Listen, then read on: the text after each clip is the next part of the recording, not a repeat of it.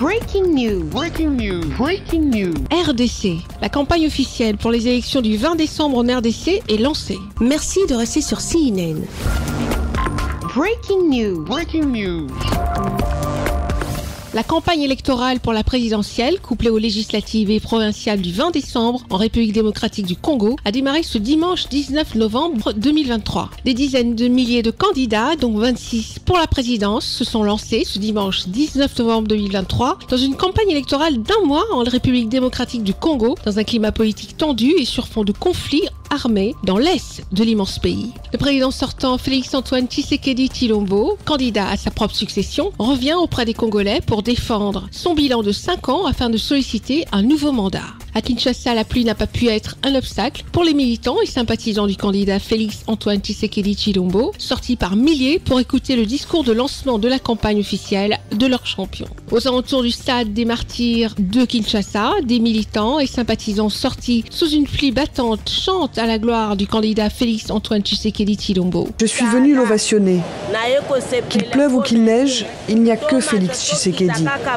Personne d'autre. Le peuple congolais devra départager 26 candidats à l'élection présidentielle du 20 décembre 2023. Alors le président sortant, candidat à sa propre succession, joue la carte de la stabilité. Si vous me faites confiance, vous serez heureux.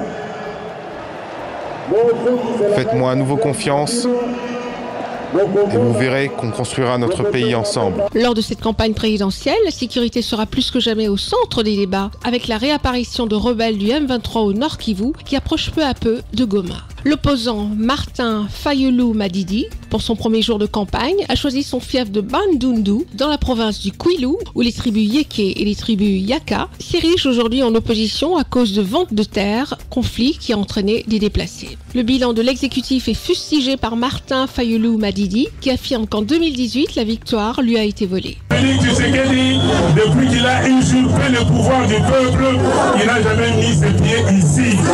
Il y a des déplacés. Il y a des gens qui ont quitté les endroits, les lieux où on tué les Congolais.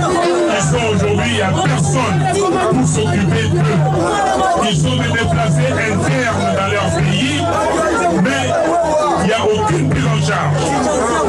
Il n'y a pas de gouvernement. Denis Kadima, président de la CENI, a recommandé aux candidats aux élections de décembre 2023 de respecter les lois et les bonnes pratiques électorales en RDC. Il a appelé les candidats à la responsabilité et à la tolérance durant les 30 jours de campagne électorale. Merci d'être sur CNN, la télévision autrement. Les programmes se poursuivent. Retrouvez toute l'actualité afro-mondiale en ligne et en multidiffusion sur CNN, C-Web Info et plateformes digitales, Facebook, YouTube, Instagram et en simultané sur Radio Voltage 2.